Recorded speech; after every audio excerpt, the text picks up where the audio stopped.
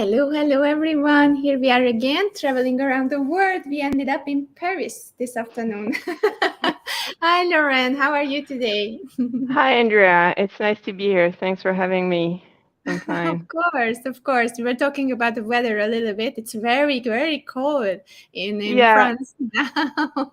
it's getting colder, definitely. It's winter here. Yeah. The winter is coming, right?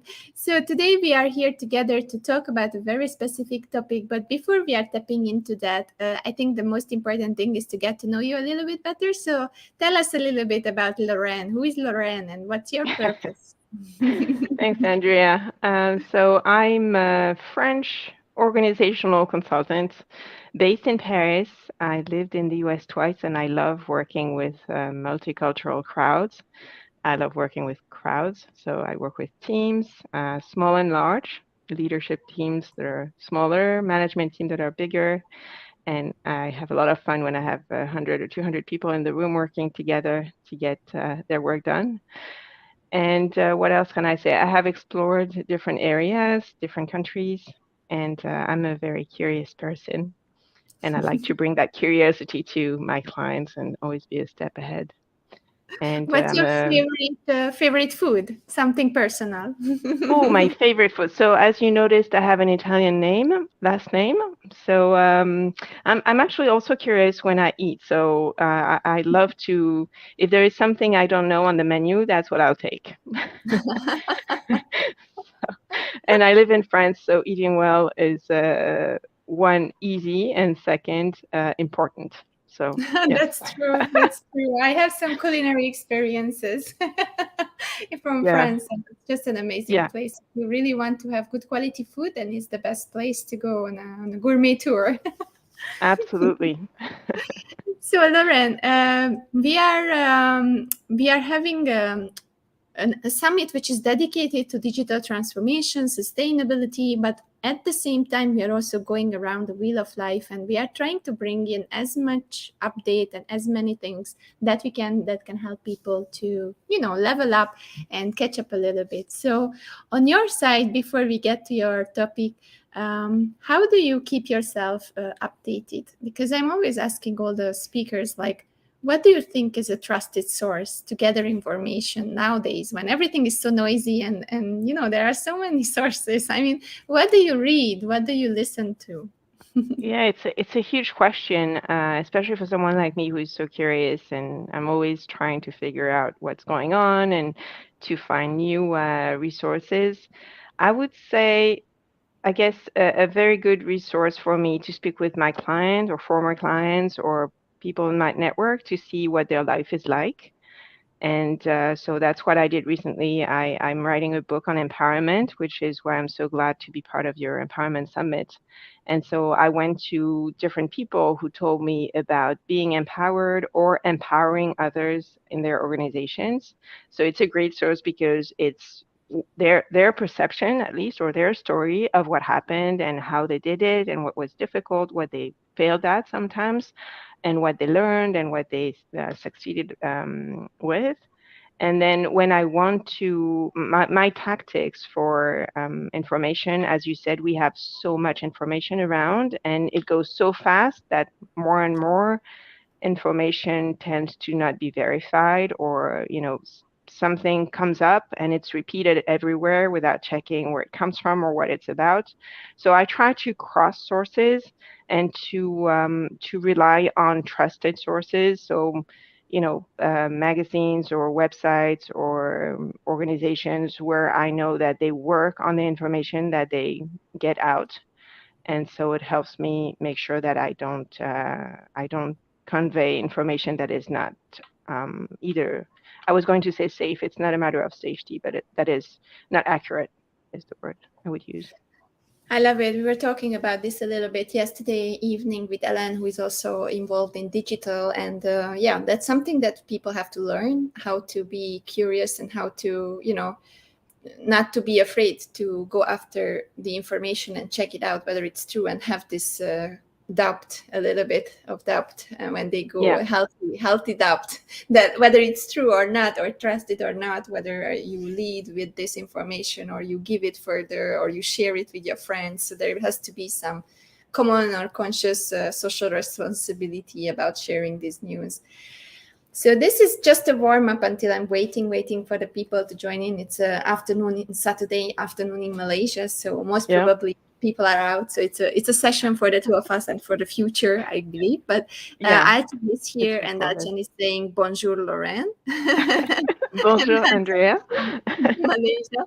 And then Jeg is also saying hi and hello, Lorraine. So they are saying hi to you. So about your topic, it's very interesting. Digital transformation start with being in the same room. So first, let's start with the digital transformation part. As you are an organizational strategist and consultant, what is digital transformation with your eyes, from your perspective? So it's a huge topic, and it's not the core of what I do. So what I'm saying is really from my point of view. In French, we would say from my window, from what I see. For me, digital transformation is both a requirement or an objective for many of my clients. I work with large organizations, and so they are transforming in general all the time, but especially with digitalization. And so it's either a topic that we work on together, and that's where I bring people together to realize what their questions are. So sometimes I describe my work as asking questions. It may sound simple, but it's part of the truth. And also bringing people together there are different people with different functions, different countries, different cultures, different languages, and different expertise. And we bring them together to create something that none of them could do on their own. And so for digitalization, as I was saying, it's either a topic that they have to work on, they have to tackle, they have to create new things and transform the organization, the ways of working, the tools, obviously. And also what we work on with digitalization is how to connect people with digital tools. So obviously, and that's why we chose that title together for this session. I love to bring people together in the same room when I can. And I also appreciate the benefits of bringing people together online, as we're doing today. You're in Malaysia and I'm in France, and the people who are watching this video may be in any country. And without those tools, we would not have been able to do what we're doing today. And I want to congratulate you on what you've been doing those past few weeks with the summit, gathering people together, and you did it because digital tools allowed you to do this. And so I benefit from digital tools to get people together to prepare steps of the work we're going to do together.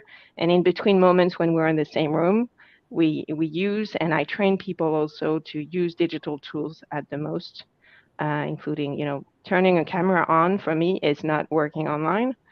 You have to learn a few tricks, a few rules, to realize what it's like to be in a different room from everyone else, and to use the tools to work together, like whiteboards, digital rooms where you can go to in between meetings, for example, and drop information and make decisions. I just want to say quickly hi to Betty. Hi, Betty. Hi, Kiran. Hi, Jack. Hi, Alchan. So nice to see you here. Thank you for following the conversation. So Lauren is from Paris, and we are talking about digital transformation and how to bring people to the same room. And this also has a second meaning, right? Being in the same room and doing something in the same room and bringing people on the same... Let's continue. So I let you introduce the second part, because I really love your perspective, and we can all interpret it in our own ways. But at the end, I think what the message is here is your perspective. So what does it mean for you, for people being in the same room when it's about leadership, when it's about companies or organizations? Yeah, well, you tackle leadership, which is a huge part of my work. And so the notion of leader has been evolving over the past, I would say, 80 years. I found a quote by Peter Drucker, who described an organization 80 years ago and showing how a leader is better when supporting the teams than trying to control them. So that's the core of your summit, empowerment. And so for the last 80 years, being a leader has meant many different things, and even today it means very different things. So for me, a leader and leadership in general, everyone is a leader in many organizations that try to empower people. So that's the fascinating part. We hire people to do something, and in their life, they are leaders. They have to make decisions on so many different areas and topics, and sometimes tough decisions. And so when they get to their working place, the workplace might be virtual some of the days and weeks of their life, but still, when they get to the workplace, those people are able to make decisions and to lead different topics. So I believe a lot in leadership that is more supporting than controlling. So listening to the teams and see what they do. So for example, many of the organizations I have studied or met or worked with realized at some point that the people who are in touch with the clients have knowledge and experience and feedback that the other functions do not have. And so they realize that the management has to serve the people who are in touch with the client because that's the core of the company's life. So it's all about listening and empowering in terms of development, in terms of training, in terms of learning. So it's a huge It's a topic. huge topic, right? Sometimes we It are is. just making something and we want to tackle it in 25 minutes, and then we realize, well, it, Oh, it needs a little bit more than that. So, but we yes. can already see that, okay, digital transformation using digital tools instead of the monologue, in-person things, inviting people to try new things like a white board in a Zoom room, or Yeah. an integrated system within the office so that people can easily go online and so on. And then also we were talking about how to have people in the same room, meaning that you are harmonizing with the leadership, with the help of the leadership, empowering the people to be on the same note, and then at the end also bringing results together and understanding each other better. So we already have the title. That's a nice thing. We already are on the same page, and then we can go from here further. And the first thing is, you worked with organizations, you worked with leaders, so you are writing a book about empowerment. This is all coming from experience, and I think case studies are the most fascinating things. And you must Yes. have a client who has been through digital transformation. So maybe you could describe us a project like this. How do you start it? What were their challenges? How could you help them, and so on. So tell us a little bit about the case study. Yeah, so well, I can sort of create a case study based on different experiences because it's all I was saying earlier, it's all about transformation. So digital transformation is one way of transforming an organization or a team. And so in what you were just summarizing very well in what we just said, I would add that the starting point is to define, possibly together, what we're doing for. So the why, the purpose, the reason for being, there are different ways. The vision sometimes can mean that as well. It's really to start with what we are going to achieve, even what would be missing in the world if we did not. So that's the starting point. And then we work in circles. So we start with the the core team or the leadership team of the project or the entity or the company. And then we get them together to realize what they want to accomplish. They're going to work on their vision, on their mission, on the roles and responsibilities of the members of the team. So it's both what the organization or the project is going to accomplish, but also what this team. And this team is those people here now. And I often tell, it happened 2 days ago, I was with a team and I was having exactly that conversation. The people who are here now are the ones you're going to do what you're going to do with. And that's a given, and that's the magic also of the entire enterprise. It means that we have to deal with who they are, their personality, their expertise, their history, their ambition, the way they work together, the way they get along together or not. Sometimes they don't get along that well, and that's also part of the job, and to figure out how to work together.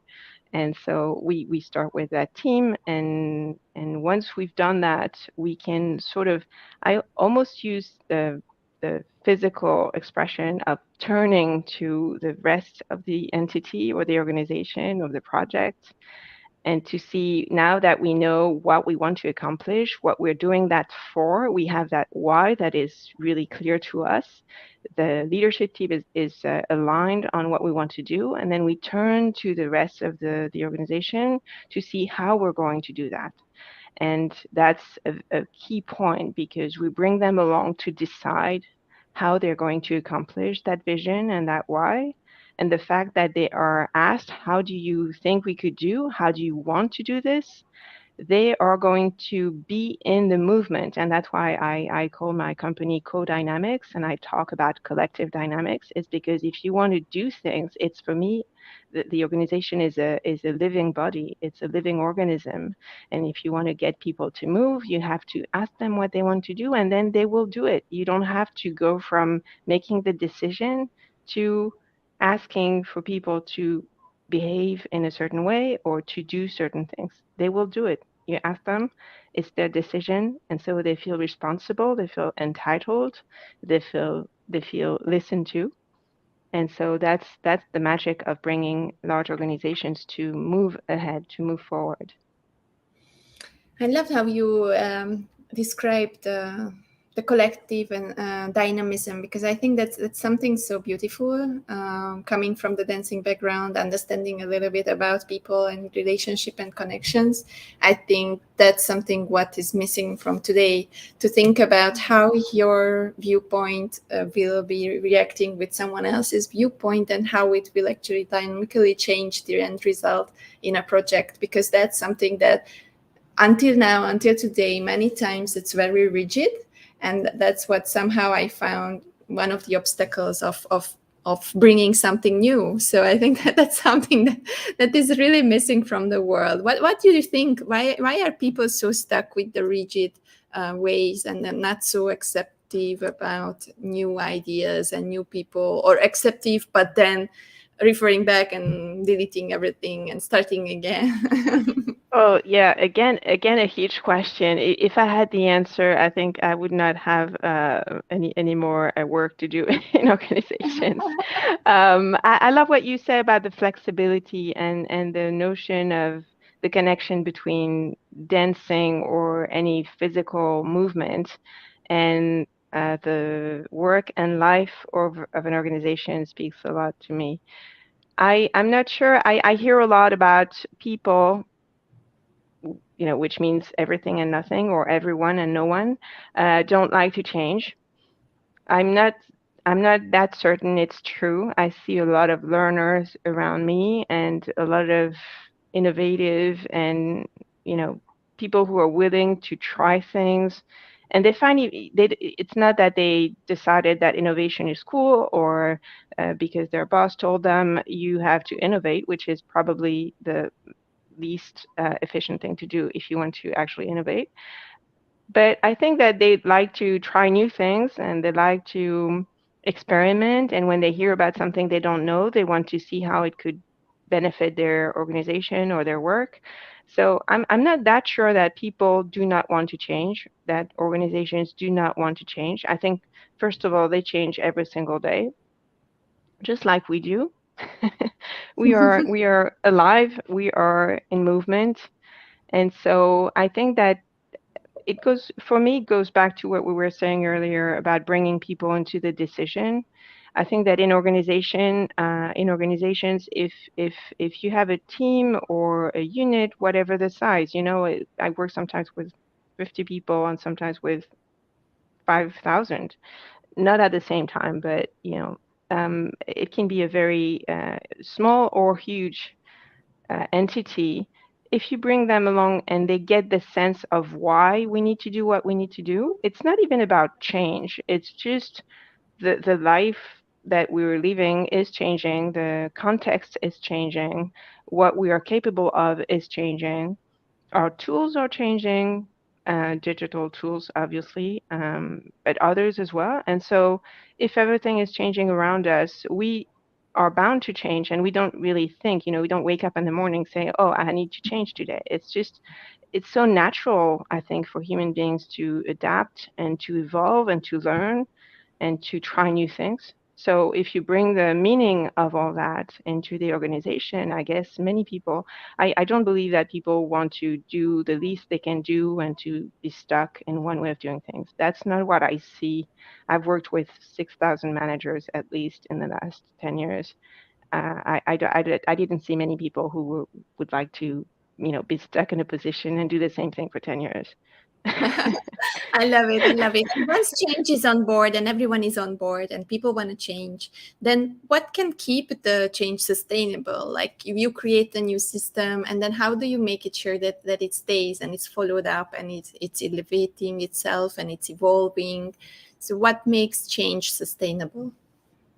I think so. A variety of things come to mind. One is what we call the flow. You've probably heard that expression in positive psychology. So I tap into different fields and methods and frameworks because I'm very curious, and I think that's the value added I can bring to my clients. So positive psychology is one of them, to see how we can create the conditions where people feel fine and in motion.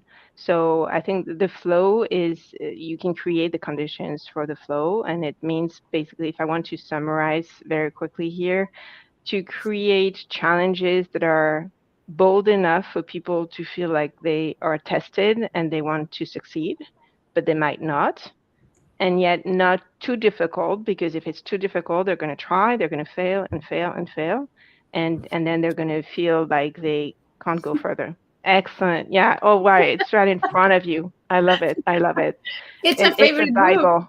Yeah, I wish it were the Bible of many team leaders in the world. I think it is. I think it is, to be honest. But yeah, more and I more. think many So people are reading it. For me, it's everything that is connected, because I'm using it in my methodology, how I explain business to people or excellent. leadership. So it's kind of like, Yeah, from dancing, it's easier to understand flow, because we find flow every time when we are dancing or creating a choreography. We are in a flow, yeah, and I yeah. use it when I create this event. I use it when I work with coaches, and I'm using it in mentoring. So for me, that's the Bible. It's always around me. Excellent. So that came to mind. That came to mind when you asked me your question. And also, I would say maybe I might repeat myself. Yet I think that if you bring people into the questions to start with and the decisions, of course, it becomes their topic, their responsibility. And I think responsibility can bring organizations and teams so far. So far. That's amazing. And Betty is saying, indeed, we change every day. Only through change we are seeing progress and learn from challenges, and this is more meaningful in our life. So that was Excellent. Betty's comment. And Udomno is also here from Africa. So we have Malaysia and Africa in the room. Excellent. I like that. I like that. So the next thing and the last question, because I see Nabil already in the studio, so I will bring him up, or a very young illustrator coming on board. Nice. Cool. So for the last question, it's like 3 tips that you can share with leaders out there who are listening to this conversation to bring the people in the same room. That means in the same, same perspective before a project. What would be those tips that you could give them? So the first tip, well, it again, it sort of goes back to what we were saying earlier. I would say go out it can be in the hallway. You don't have to go out to the end of the world, but some leaders have done it, actually. They have traveled the world in their organization to understand what was going on. So listen, listen, listen. I know that you have interviewed my peer and friend John Scott Turco a few days ago, Yes. and we like to quote one of our colleagues who says that listening is not knowing what you're going to say until the person who is speaking is finished, which is so inspiring and so difficult to do. So first of all, listen and realize what's going on. We all have our perceptions, and being, at the top floor of your company doesn't mean that your perception is necessarily better than anyone else's. Some people might not like that I said that, but I do believe that we all need to listen to what the others feel, see, experience, know, question. So listening is probably key. The second thing would be to help everyone learn. So I work a lot on the learning organizations that Peter Senge has described in the fifth discipline, and so much work has been done since then. So learning is probably key, and creating the conditions for people to learn, for people and teams and organizations to learn. And then one thing we didn't mention earlier, and I think it's very powerful, is for leaders to think about who is going to be the next leader.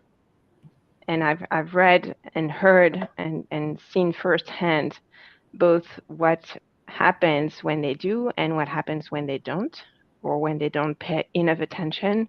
And so I think it's connected to the learning and development part, but I think it's a very specific issue of how do you make sure that the culture, the vision, and the why of the company will be served by the people who will manage it when you're gone, because that's going to happen at some point to everyone. We're going to have to leave the function. We're going to have to leave the organization.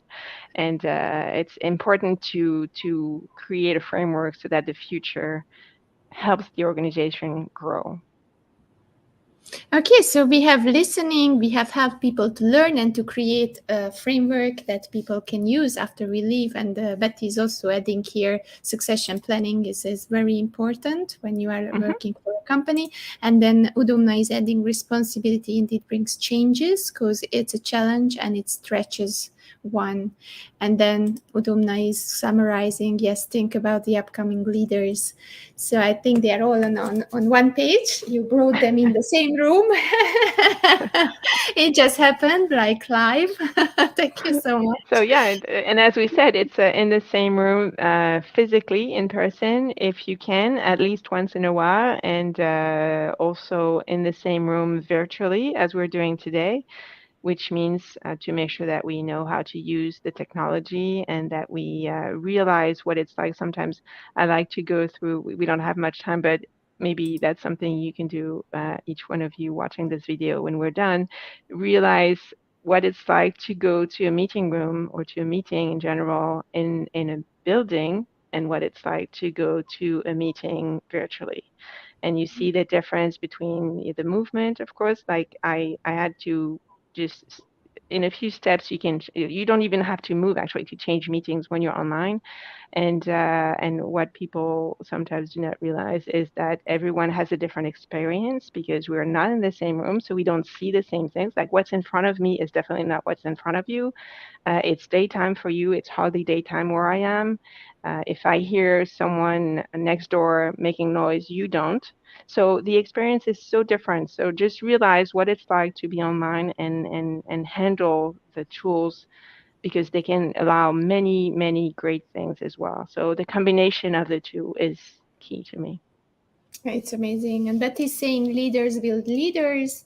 And then Udumna is adding know how to use technology. So they are kind of learning what you say by typing it in the chat. And I just so love it, because it means that they're really listening. So thank you guys for being here and learning and being part of the conversation. And how can people reach out to you? Because I have to bring up Nabil, so this will be the end of our conversation. So where can people reach you? How can they get in touch with you?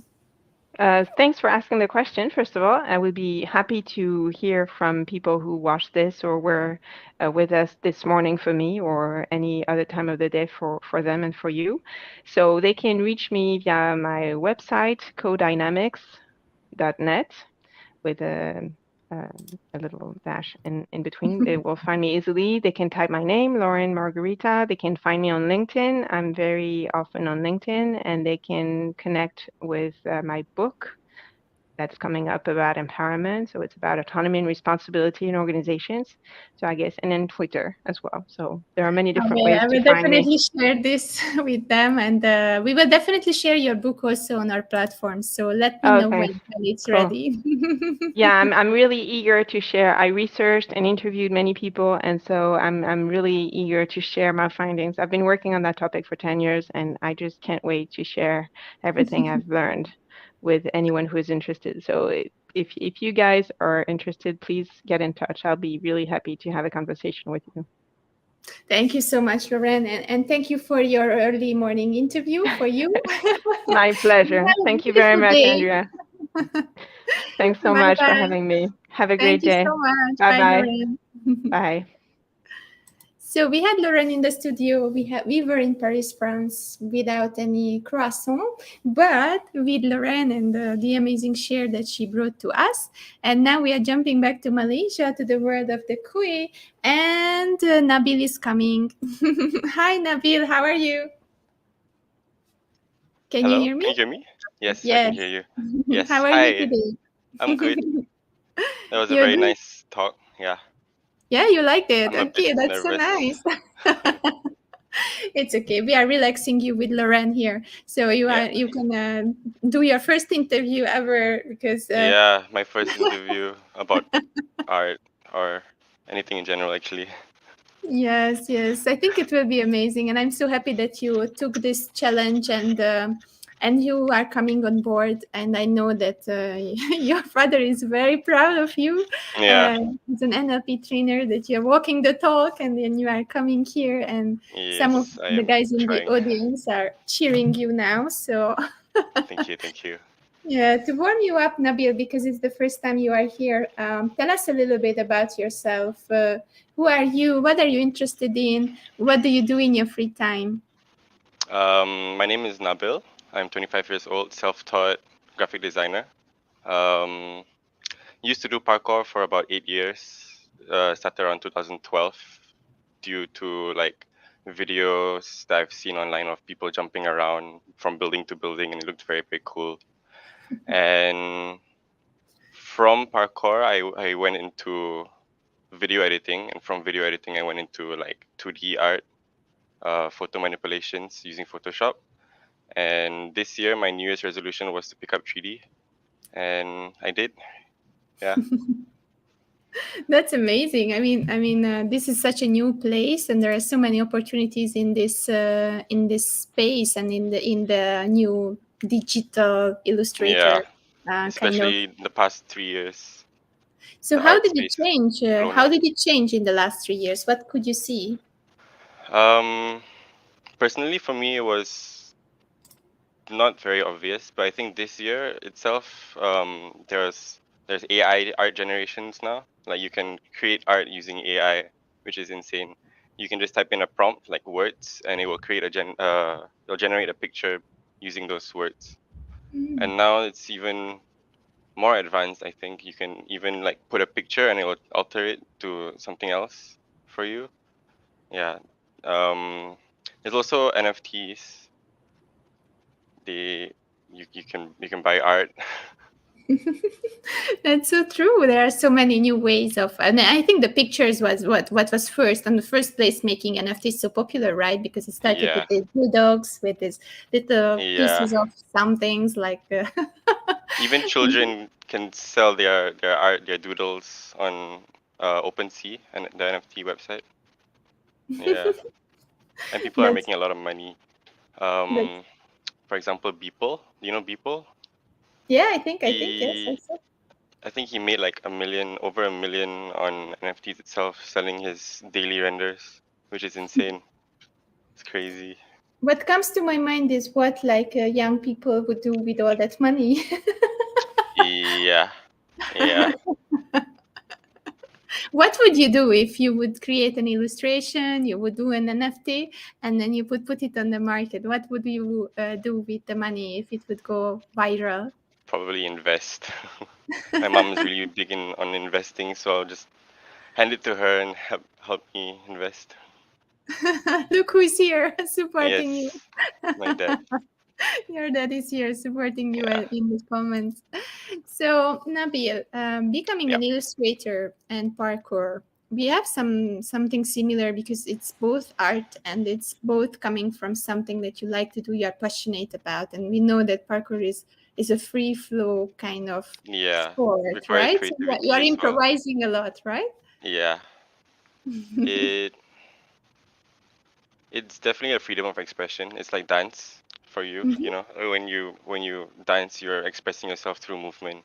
It's the same with parkour and I think art as well for me, and that's why I gravitated towards art Mm. because you're able to translate what's in your head onto the screen, as Mhm. well as like in parkour, you have a flow that you want to go through the obstacles, and being able to move quickly, efficiently, and creatively is very empowering. It's very nice when you're able to do a line really clean and you're able to land all the flips and stuff without getting injured, getting a cool shot on it for it.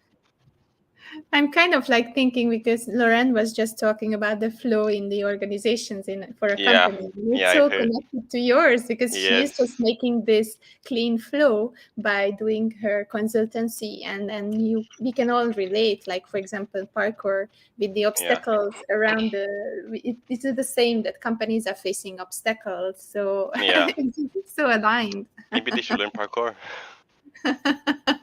Maybe. And then, she's just writing a book about empowerment. And you said how this straight line It's and empowering. is Yeah, empowering. Yes. So it's very nice how you put it together. I just always amazed how two conversations from two different people from two sides of the world can be so related to each other if you see yeah. in between the lines. So why parkour? Why did you choose? You could do basketball, you could do football, you could do anything else. Why parkour? Because basketball, for me, it requires a ball and a court to play basketball. Well, maybe not a court, but a ball to play basketball. Football as well, and other sports, but parkour, gymnastics as well. You're just using your body and what's given to you around like buildings, parks, and stuff, and you're relying mainly on your own creativity to make the most out of um, the space that you're in. And I think that really, like, I gravitated towards that as well. I watched a YouTube video a long time ago about this guy jumping in a mall. He was doing flips and stuff, and everybody was just like, "What is he doing? Why are you doing that?" And I think it was called like Urban Ninja or something like that. And I was like, "Wow, I want to be an urban ninja." I met Spider-Man, who was the guy who was climbing all big buildings. Oh, I met he him he climbed once in KLCC as Malaysia. well, right? Yes, yes, I met Yeah, him that's once. insane. Amazing. How did you meet him? I was at an award ceremony and he was there with the brand Oh, laureate, and he was one of the guests, the main guests. And yeah, it was amazing. It's just a very strong guy, and it's just a passion, I guess, what he's doing. It's also empowering others, right? By doing crazy things and saying, everything is possible, right? And he was climbing for quite a long time in his age. He without started, without safety harness as well, right? yeah, yeah, without any support. That's oh That's amazing and crazy at the same time. So parkour is something similar because sometimes you do jumps and you are doing risky movements, I could yeah, see. And so yeah. there is a relation to that. And getting further to illustrations, because you were moving from parkour to illustrations, and kind of like it's both of them are your passions. So why illustrations? What do you find so fascinating about them?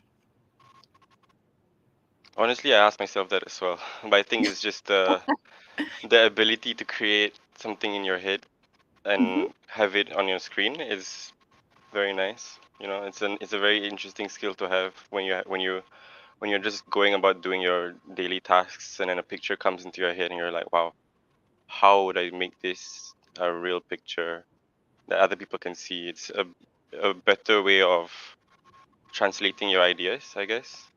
Mhm. Because if you do it through speech, everybody will have a different image in their head. But if you have your idea and you make it into a picture, everybody will see that picture because it's an actual picture now instead of like a thought. I would challenge you. The interpretation of the picture cannot be individual. That is true, yeah. That's also a very interesting part of art. Everybody has their own interpretation of whatever you make. You have your own idea, but everybody else might see or formulate a different story in their head. And when you are creating the illustrations, like physically, how do you create it? Just to, just to show other people who may be interested in illustration how it works. So where are you creating the illustration? Is it Photoshop? There's a specific a tool that you are using, a program, or how does it start? When I first started creating digital art, I used Photoshop, but I realized that there was a lot of limitations for me. I could not find proper assets with lighting, good lighting, subject matters, and angles and stuff like that. And I realized that 3D was gives you more freedom to create, yeah, with lighting, with angles and stuff. And this year I started using Blender, the 3D software. Yeah. Nice. So it's kind of like you can design your own metaverse now.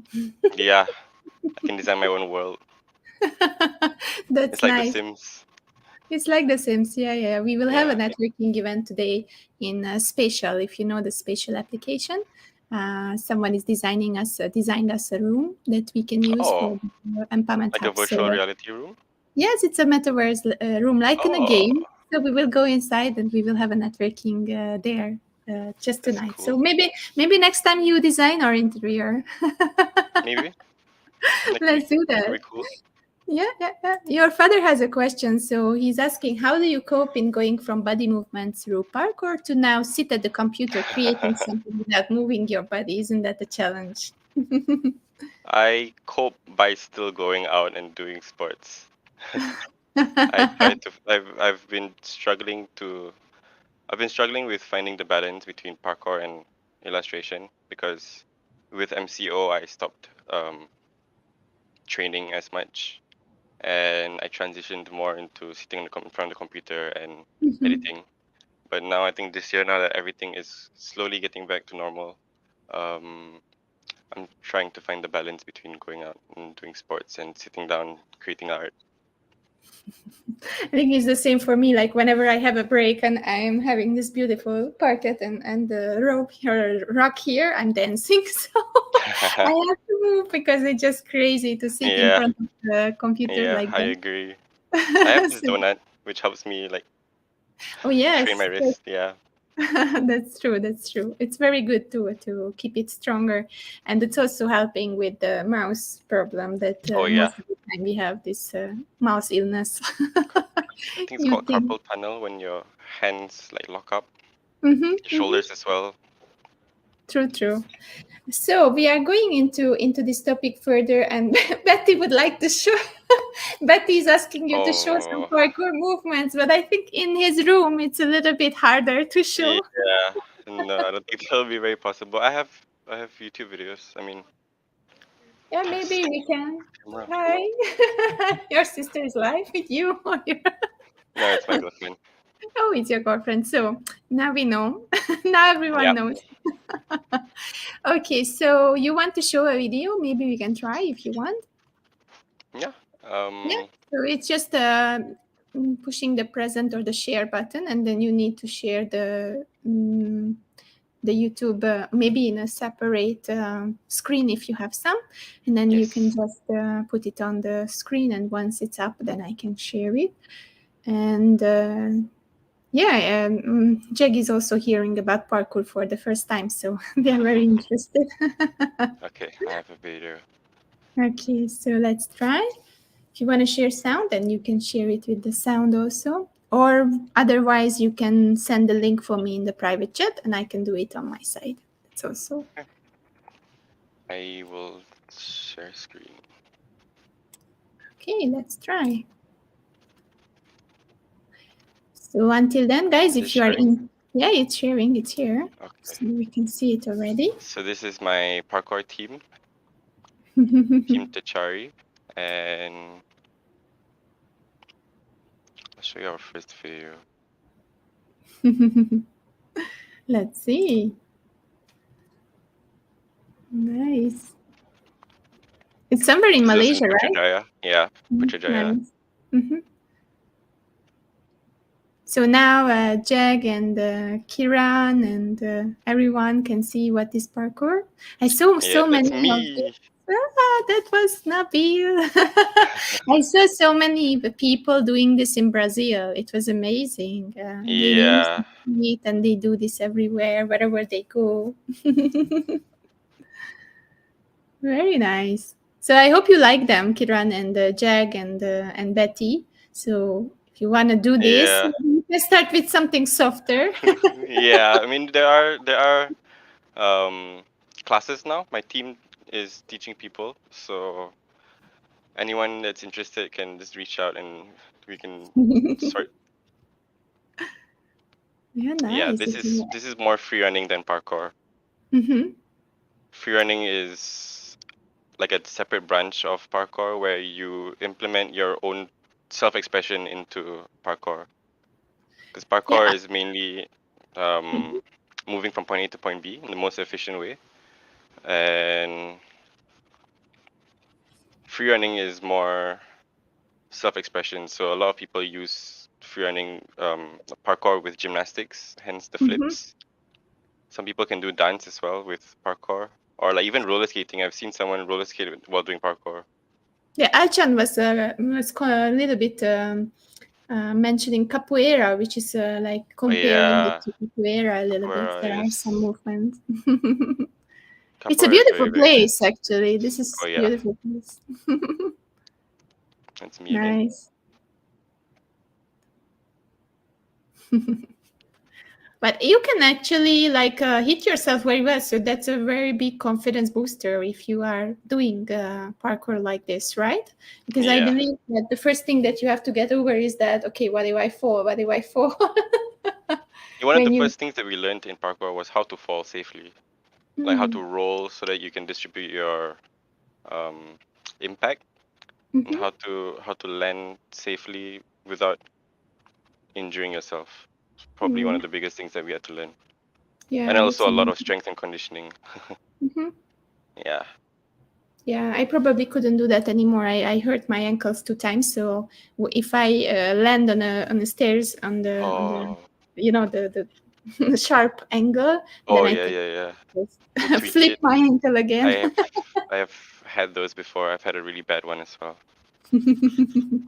Yeah, it's Sprained ankle. amazing. Thank you so much for sharing the videos. And I think No it's worries. just like dance. It has the rhythm. It It is a has lot like the dance. it's a lot of Flow. rhythm, the dynamism, the flow, how you time those movements correctly so that you are Hmm. ending up on the space where you want to end up. Most efficiently, yes. Yeah. This is amazing. So they like it. It's like dance, and they now they know what is Good parkour. insurance And cover, yeah. so insurance cover, let's make it happen Yeah. before you make yourself. And then going further with the conversation, so for you, we already talked about your passion parkour, we talked about illustration, and we can spread a little bit out the picture to the bigger picture of art. What do you think, where is art going in the future? It's changing so much. How do you see art in the future in general? I think AI and the metaverse have a very, very big role in the future. I think with the way AI is developing, it's probably going to be more widespread. I think people are using the AI generated pictures as NFTs as well, because it's like a one it's like a one-off like picture. You can't really recreate like an AI generated picture. So It's very interesting because sometimes we are against or for AI, and they started to already create copyrights or copies for posts for social media with AI, and now they are starting to do the same with illustrations or with pictures. So my question in my head is the big question mark, is that how will it be in the future? Will it replace artists, or will it be still needed artists that are doing the fine-tuning, or? Yeah, I think it's definitely like it's a good tool for artists to have, because for me, I can use AI to, like, if I have a scene in my head and I can't form an idea on how I want it to look, I can just type in the word prompts and it'll create like a picture, and if I don't like it, I can just recreate the same a different picture with the same prompts until I find something that I like. And you can use that as a base plate. Some artists will paint over it to make it look very, very nice. You can even use it as like a texture in interesting ways. Some people, yeah. I think And it's a tool. so it's a tool that helps. Yeah, more than a replacement. Okay. And also we have a question here about whether AI is making art more understandable for people and including them more to create some art, making art more popular. Does it make making art more popular? How do you see that? I think it makes it more accessible to people. Mm-hmm. It is, I would say, a form of art now, AI generation. There is actually a book on how to create art using AI. So it's definitely going to be evolving from here on. Some people are actually doing AI generation as full-time jobs. That's nice. So many good new things that we learned from you today. Thank you so much for sharing it. And I wanted to ask you about your illustrations, if you want to share some or show some. If you want, you can do the same way. Just share it with your screen. And I think that will be the last part of the conversation, to show a little bit of your illustrations. And you can even explain like what's behind, what did you want to express with that. Something like that. So I will let you do that. And for the audience, until Nabil is setting it up, I will just ask you to, if you want to experience the new Metaverse networking, then please be free to join us 9 p.m. tonight. We start in a Zoom room. I will give a little tutorial. And then after, we are heading over to this application, and then we will see the fashion styled room that Jamie was creating for us. Wow. Good. So Nabil, let's show your art. Yeah, this is the rite of passage for anyone that wants to create 3D art. You have to learn how to create a donut.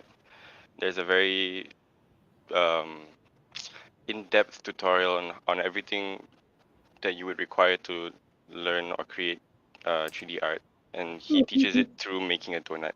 So modeling, lighting, and this was the outcome of that tutorial. This is my first ever 3D art piece. So you had to put the sugar coating and everything yourself? Yeah, individually. That's amazing. And then I went to follow a few more tutorials, and I created small rooms. Oh, nice. It's like a day and night of the same room. And you put the lights in the daytime is him doing his work, looking at it in graphs, listening to music. Nighttime is where he's having fun, has a friend over, playing some games, eating. And then this is very beautiful. A so do you use photographies for the base, or it's just without photography, you are just using your imagination only? Using imagination. So this is created from zero, right? Let me take away the banner so that we see it more. So you created the whole environment, like it would be Wakanda or something like that. I mean, besides the plants, I created everything else. And plants and rocks. Sorry, those are assets from online. Okay, that's amazing. And this is another 3D art piece. Small astronaut at the side here. Oh, beautiful. I think so many things are possible. It's like once I started to see the Avatar and all these new movies of the Star Wars and a lot of things that are not existing in the real world, and then they Yeah, started to create this, or the deep fakes for the people's faces that can yeah, make artists or actors look like in before. It's, yeah. it's just amazing. So how do you think, like, let's take this picture, one of like the tree, or yeah, maybe the tree. So is the tree coming first and you say, okay, let's create it like this? Or is it coming that, okay, what can we do with a cave? Or you do something in real life and then you go back and you have an idea? How is it born? Um, Normally it's with the subject, camera angle, and lighting. That's how I start. And then from there, I just throw on a bunch of details, make it look more realistic. Like It's like, for this one, I really like playing with scale. So mhm. really big objects and small people, just to show that this thing is actually huge and people are actually really small. Yeah, it gives a depth to it. I think that's Yeah. mhm, mhm. Beautiful. That is that how people are designing the video games? Yeah, using 3D, but not with Blender. It's using Unreal Engine. Okay, It's okay. a lot stronger in terms of creating 3D worlds and a lot less taxing for games Mhm. to use. So your computer won't melt. So the problem with the metaverse now actually is the similar thing that you are talking about, that for now it's a limited space, that not so many people can be in the same space at the same time, and Yeah, because the all the illustrations, they are very like the beginning of the games, like it's not very limited what they can do there inside for now, yeah. For now, right? I think that in a few years you'll be able to do everything there. Yeah, I think that's where we are going to. I mean, if you are already possible to do this in a static picture, I think it's just a few steps away. I just Yeah, kind of love to understand, like, how, from your perspective, being an illustrator, and I'm a very curious person, so I will ask you questions. So, how do you make, like, do you have this space, you have this beautiful alley and this tunnel, and then you want people to be there and to move around there with their avatars, right? So how hmm. does a static picture and a background accept or be convertible or compatible with a um, moving person, or an avatar of a person, like one moving element and the static at the same time? How does it work functionally, or from the I don't technical perspective? I don't quite get the So if this question. is a 3D picture, right? But it's a Hmm. static picture. So if Yeah. I want to make this alive and I want someone to walk through this, so how do Oh. I have to change the setup of the picture, or the programming, so that the person can move in this? Uh, Probably through Unreal. You can using Unreal Engine. You can basically create a game where you can walk around in the world that you Mhm. made. But I don't think Okay. it's possible with Blender. Okay. Oh, it's interesting. I'm There's just any seeing so much in the future. Yeah, there's animations you can walk through, but it's not like you can actually fly through the world and explore everything yet. Mhm, mhm, mhm. I love Definitely in the it. future. Wow, I love this one. Beautiful. It's like a little bit like a Japanese style. Yeah, Wow, the angel. It's a bit Game of Thrones, or yeah. yeah. This is when I would say I've um understood Blender. This is probably like 5 months after learning. Oh, you are very good in this then. I mean, it's just amazing what you can create after 5 months. It's like Yeah, really like a new world. Beautiful. this is one Well, of my I hope favorites as well. hope a lot of people will see this, because I have many friends now in in this metaverse planet, how we call that. So maybe I will introduce you to them, and that would be great for you Yeah. to learn about opportunities, because this is just beautiful. So, oh wow. Alchan is saying it's like Hunger Games or Oracle.